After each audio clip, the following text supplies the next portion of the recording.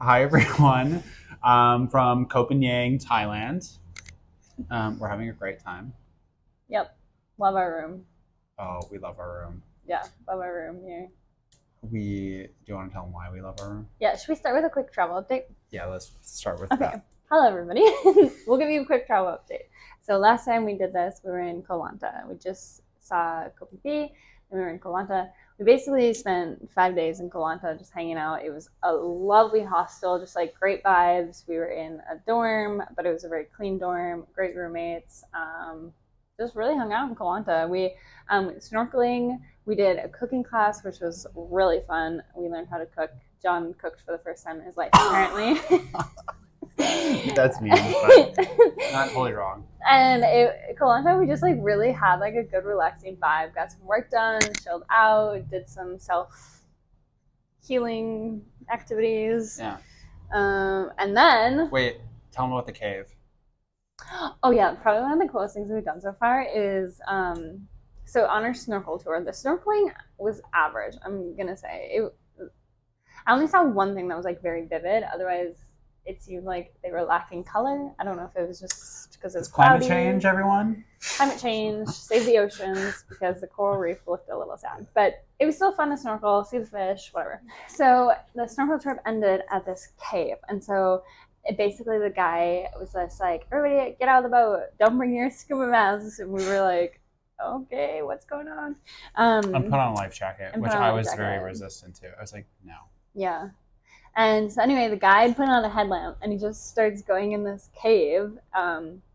Like there was airspace above us, but we're swimming and like we couldn't really see the bottom of. Think Pirates of the Caribbean. Yeah, Caribbean and Caribbean. Mm. Anyway, so we're going, and at first we can still kind of see because the light's behind us, but this is like a cave, and we keep going. I think it was like about 80 meters, and we go around a bend. Metric system now. That's how my brain thinks of it. It was definitely a little bit less than 100-meter dash. Tracky over here. So anyway, we're swimming, and we go around this bend, and then it's like pitch black. Like we couldn't see anything besides what the guide was pointing at with his little headlamp. And me and John were just laughing because it was like it would have been so scary if you didn't know, and we didn't even totally know what we were doing. You're just floating in the dark depths of water. And your not feet being able to are see anything. You're just like, what is under me right now? Probably like an octopus or something. So we keep going, Kraken. And we keep going, literally. And then all of a sudden we can see some light. And we're like, okay, so we keep going. And the cave opens and it's this beautiful beach, beautiful pristine jungle that's like never been touched because the only way to access this little like enclosure is from this cave. And so it's just like walls, hundreds of feet tall. I don't know how tall they were. Filled with like leaves and stuff, and then this private beach that we got through from the cave. So it was really neat. Totally. Probably one of the coolest things I think I've ever done. Yeah, it was pretty incredible. And they said that like pirates used to hang out there. Yeah, pirates used to store like their liquor or their bounty, their treasure, their bounties and treasure there because it was like hard to access and hard to find. That was cool. That was cool. So that was Koh Lanta, and then we left Koh Lanta to get to the other side of Thailand. So we had a 10-hour travel day. We took a bus, a ferry, and a taxi to get here. Bus drove onto a ferry. Oh yeah, 2 ferries. We took 2 ferries. We took a bus, a ferry, a taxi, and then we got here. And now we are in Koh Phi Phi, where the full moon party is, which basically we don't totally know what to expect yet. We'll find out. I'm thinking like Burning Man light. Yeah, they just apparently like the whole island, specifically one beach, but pretty much the whole island celebrates the full moon from like sundown to sunup. So that's kind of why we're here, but we're camped out for a few nights. We should do an episode on like, not astrology, but like, I don't know, celestial, the cosmos. Send us an email if you want to see that. If you want to see that one, let us know. I want to see that one. So that's kind of where we are now. And so far, today it was our first like real day here in Kobe, and we saw elephants, which I love animals, and so that was really magical, and it was like an ethical sanctuary, so that was really important. Izzy was asking all the questions of the staff to make sure that Was they I? were, yeah, you were like interrogating them at one point. I was like, okay, I'm pretty sure they're not abusing these elephants. Really? Oh, definitely. It was cute though. Oh. I really like But animals. so was this other lady too. Okay, good. Yeah. I was I was crazy. like, you guys I'm are not being crazy. intense. Just wanted to make sure elephants were being treated right. So we saw them. If you want to see pictures, check out Izzy Wait on Instagram. I'm gonna post some. And Influencer.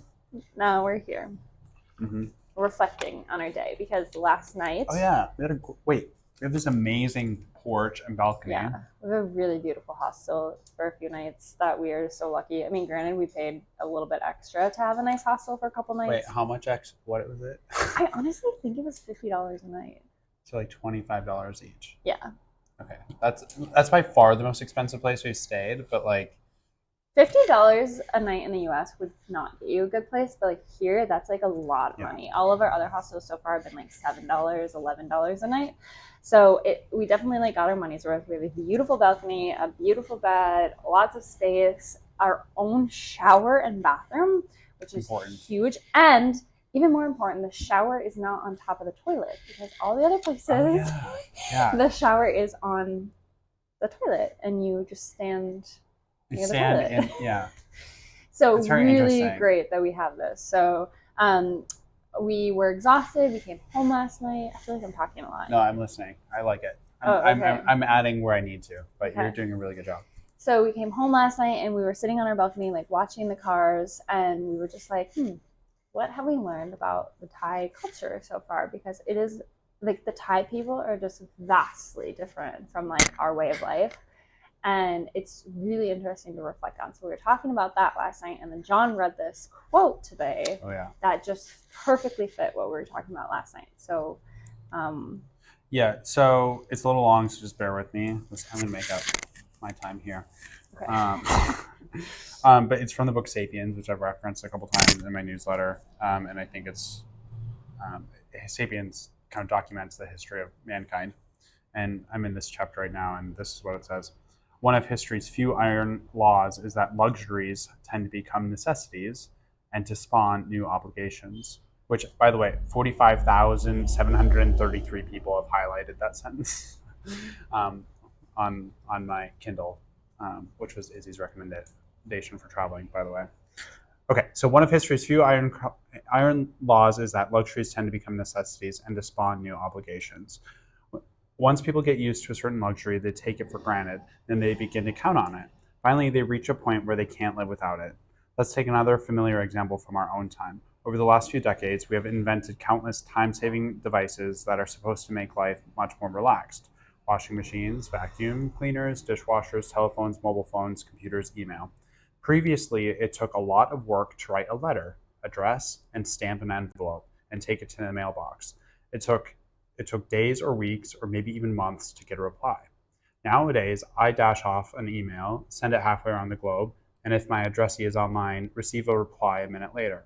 I've saved all the trouble and all the time, but do I live a more relaxed life? Sadly not. Back in the snail mail era, people usually only wrote letters when they had something important to relay, rather than writing the first thing that came into their minds. They considered carefully what they wanted to say and how to phrase it. They expected to receive a similarly considered answer. Most people wrote and received no more than a handful of letters a month and seldom felt compelled to reply immediately. Today, I receive dozens of emails each day, all from people who expect a prompt reply. We thought we were saving time. Instead, we revved up the treadmill of life 10 times its former speed and made our days more anxious and agitated. Yeah. So I think like last night we were talking about everyone is so nice. Like 99% of the people we've encountered from Thailand are just like incredibly warm, kind people. Like I could count on my singular hand the amount of people that have been rude to us so far. Yeah. And we've been here for 2 weeks and like been stupid like stupid Dumb tourists not Americans. knowing what to do half the time, and like no one's really mean. And it's just like they're all really happy. Smiling is a really big thing here. But yeah, when we like, you can see into a lot of their homes because a lot of them own shops in their homes, and like, so you can see their way of life, and it's like very simple compared to like what us Americans are used to having in our like 5-bedroom house with 3 bathrooms and, you know, hot water everywhere. It's just like, it's such a slower pace of life from what we've experienced. And we can't talk about like, you know, all of Bangkok and all of these bigger cities, but as far as the island Thai culture, it's just so different. And we were talking last night and we were like, do you think that they're still like, I don't know, how are they so happy when they have so much less than what we have and we're not happy? Americans in general. Yeah.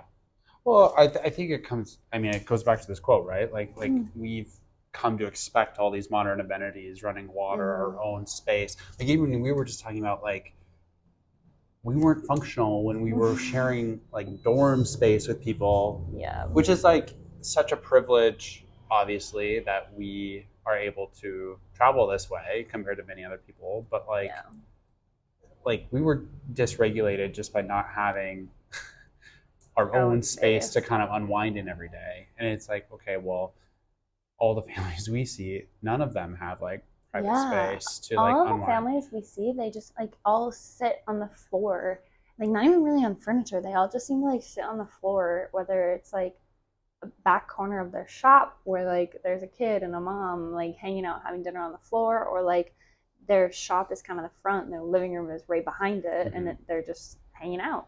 Have you seen the Netflix show Blue Zones? I think I like heard of it. I don't think I've watched it. Okay, so the premise of the show is they identify a handful of different places around the world where they have an unproportional amount of people living past the age of 100. And so this National Geographic guy decided to like go explore and understand why that happens. And so he tries to kind of document common themes. One of them he talks about is like the furniture that they have. Really? They don't really have furniture. It's all like their tables are like you're kneeling, sitting. You don't have like, you don't have recliners. You don't have like these huge poofy sofas. And what he talks about is like when living that way, you are just operating your daily life is like you have to get up and down off the floor like an average of like 90 times a day. And like think about how we've been doing our exercises. I'm trying to add a push-up and a squat every single day. So I'm at 16. It's like, okay, I'm not even doing a third of the number of times that they're doing, you know? So I think it's interesting to think about simple versus healthy and like all these different axes. Yeah, and it's like, it's so true because a lot of the things that we've made in America to be luxury in the end up hurting us and making us live longer. Like our comfy couches, you know, they're comfy so we don't get up very often. Whereas like if our couch wasn't comfy and it was just a dining room chair, we wouldn't sit there for 7 hours binging Netflix. Or like emails. Emails was originally created to like de-stress and make it easier to communicate. And now how many of us dread our emails and are like, I don't even want to look at my inbox.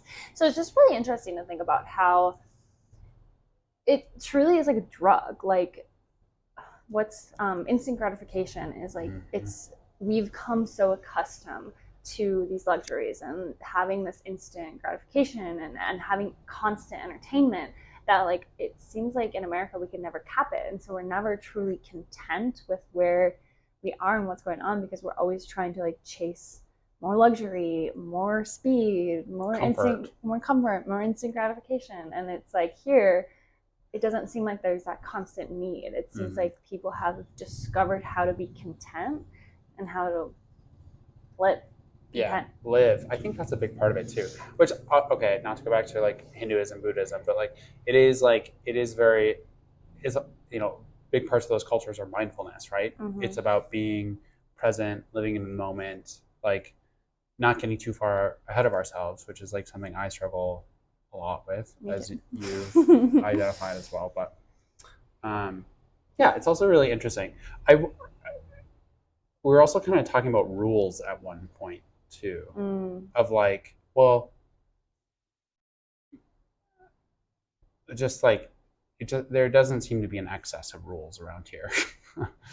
Kind of Wild West in many different ways, but it like works in a way. Which is really interesting. Someone said a quote, I think it might have been Tyler, the other day, of like, we made it so easy to be stupid in America because there's so many rules you have to follow, and as long as you kind of like follow the rules, like you'll survive and live. Whereas like here, like you can't do that. Like you can't be stupid and accidentally like walk across the street. Like you will get hit and die because there's like they don't have like a rule here that says you have to stop for like pedestrians. And so like the lack of rules, I feel like, has almost made them more street aware and more like resilient and like, I mean, natural selection, like, no offense, like if we're looking through this like this lens of sapiens, it's like, no offense, America, we're not doing a great job, because nowadays we like truly basically bubble wrap kids and the things we value, and like we create such a space that like they truly cannot get hurt because they're so contained. And like here it's just not like that. Like infants ride mopeds here. The risk aversion is like, I mean, I guess I think that's kind of one of my reflections, is like America is a very like risk averse place. Like we're really afraid to like, I don't know, rock the boat in some way because it's gonna, I don't know. Again, not fully developed there, but just interesting. I wanted to ask you about the dogs, because the dogs are really interesting, right? They have their like own lives here. Okay, so the point I made yesterday that I thought was interesting is like, obviously like America doesn't have as big of a like stray dog problem. Especially up north, like Midwest where we live. Yeah. Like down south, they still have issues. A lot of strays. But in where it's cold, we just can't. So we don't have as many stray dogs. Right. But like, there are like independent. They like literally have their own lives here. Like a lot of them that we have encountered do have collars, or it seems like they have an owner.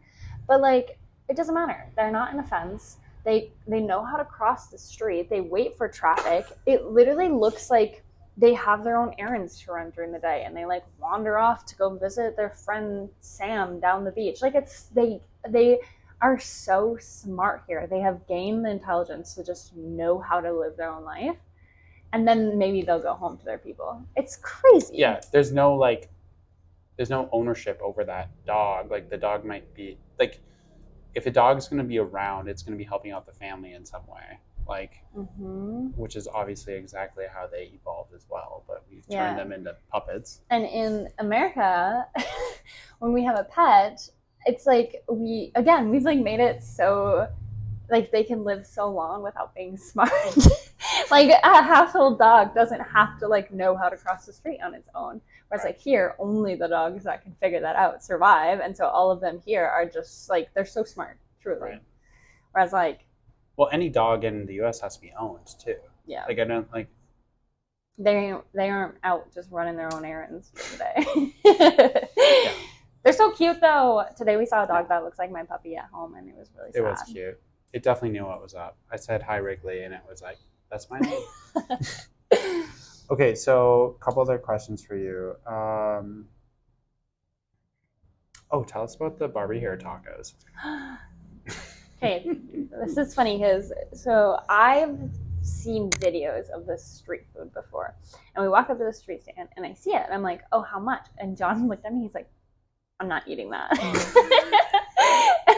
I was like, and basically it's like their version of cotton candy, but they don't use like the hot air machine. Instead they like just wait, pause before you get into this.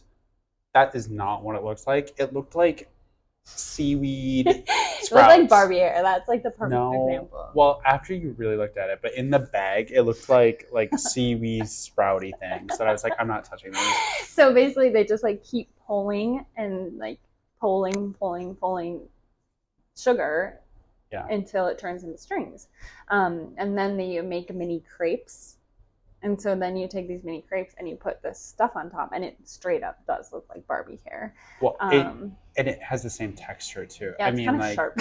like you're eating this and you're like, this feels like Barbie hair, and then it dissolves in your mouth. But it's so good. It's like sugar on crepes, so like you can't really go wrong. And we decided it's kind of like lefse. Yeah. Also, there were, what was those other ones? Oh, the little cups we made. I mean, those are like making rosettes. Hi, Aunt Marcia. We also bought a popsicle from this man who, so he had this contraption. It must have been years and years and years old. And he just, so there's these tubes that are in him, and he fills them with juice and puts a stick in them. And then he just keeps turning his contraption in what must be like ice and salt to make it really, really cold. And they freeze, and then he just pulls them out, and they're like popsicles. Yeah, that was cool. That was neat. That was cool. What, to close up, what else have you learned? Is there anything like from this trip that you're like,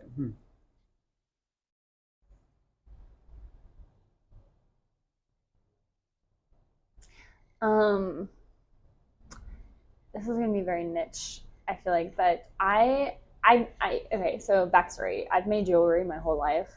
That's something, it's like a hobby I started when I was a kid. I had an Etsy shop at one point. Like, I really love jewelry. And the jewelry here is like so phenomenal. There's like necklaces and bracelets and anklets and earrings everywhere, and they're all like handmade by these people that own their shops. Like this one on my neck is this like sweet old lady who sat with her cat all night making necklaces to sell. And the woman below us, she has a shop, and her necklaces are just so, it's such an art. And I've really enjoyed seeing that part of the culture. John is like annoyed of me looking at all the necklaces, but they're so beautiful. I just now go do my own thing. Just to wait for you. I'm like, no, I'm gonna go upstairs in the air conditioning. Yeah. So I'd like that. What about you? Last thing. I don't know. It's just like travel's good. Everyone should do it. Like, we are severely under traveled in the US of trying to understand this world is like so much bigger than the country we call ourselves. And I think like I really wish it would be prioritized earlier on for more people, because I think part of the issues in our country is like we are so certain of the way that we live is correct that we're not very open-minded when it comes to how other people live. Yeah. And also it's like traveling isn't always easy. No. Like we've stayed at places that we were like, man, I don't want to be here. We've been tired, we've been crabby, we've been hungry, we've missed people. Like, it's not always easy, but it's so worth it to just learn.